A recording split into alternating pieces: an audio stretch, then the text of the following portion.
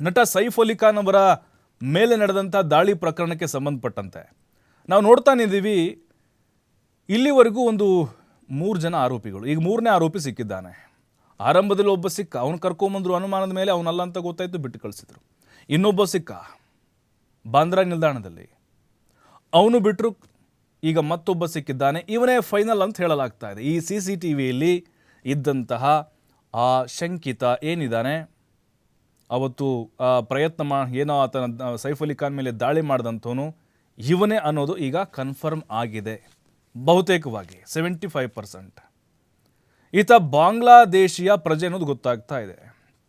ನೋಡಿ, ಈತ ಮುಸ್ಲಿಂ, ಆತನ ಮೂಲ ಹೆಸರು ಶಹಜಾದ್ ಮೊಹಮ್ಮದ್ ಅಂಥೇಳಿ, ಅವನ ಹೆಸರು ವಿಜಯದಾಸ್ ಅಂಥೇಳಿ ಬದಲು ಮಾಡಿಕೊಂಡಿದ್ದ. ವಿಜಯದಾಸ್ ಅಂಥೇಳಿ ಅಂದರೆ ಭಾರತಕ್ಕೆ ಬಂದ ಮೇಲೆ ಹೆಸರನ್ನ ಆ ರೀತಿ ಬದಲು ಮಾಡಿಕೊಂಡು ಇಲ್ಲಿ ಈ ರೀತಿಯ ಕೃತ್ಯಗಳನ್ನು ಎಸಗ್ತಾ ಇದ್ದ. ಅವನನ್ನು ವಿಚಾರಣೆ ಮಾಡಿದ್ದಾರೆ ಆರಂಭದಲ್ಲಿ. ಅವನು ಸರಿಯಾಗಿ ಹೇಳಿಕೆಗಳನ್ನು ಕೊಡ್ತಿಲ್ಲ. ಒಂದು ಸರಿ ಶಹಬಾದ್ ಅಂತಾನೆ, ಒಂದು ಸರಿ ಮೊಹಮ್ಮದ್ ಅಂತಾನೆ, ಒಂದು ಸರಿ ಇಲಿಯಾಸ್ ಅಂತಾನೆ, ಇನ್ನೊಂದು ಸರಿ ವಿಜಯದಾಸ್ ಅಂತಾನೆ, ಅಜಯ್ ದಾಸ್ ಅಂತಾನೆ. ಪೊಲೀಸರಿಗೆ ತಲೆ ಕೆಟ್ಟು ಹೋಗ್ಬಿಟ್ಟಿದೆ. ಯಾಕೆ ಸೈಫ್ ಅಲಿ ಖಾನ್ ಅವ್ರ ಮೇಲೆ ಅಟ್ಯಾಕ್ ಮಾಡಿದೆ? ಉತ್ತರ ಇಲ್ಲ. ಕೊಲೆ ಮಾಡುವಂಥ ಉದ್ದೇಶ ಇತ್ತಾ? ಅಂತಾರಾಷ್ಟ್ರೀಯ ಮಟ್ಟದಲ್ಲಿ ಏನಾದರೂ ಈ ಪ್ಲಾನ್ ನಡೆದಿರ್ಬೋದಾ? ಈಗ ನೋಡಿ, ಅವನ ಕಸ್ಟಡಿ ಕೊಟ್ಟಿದ್ದಾರೆ.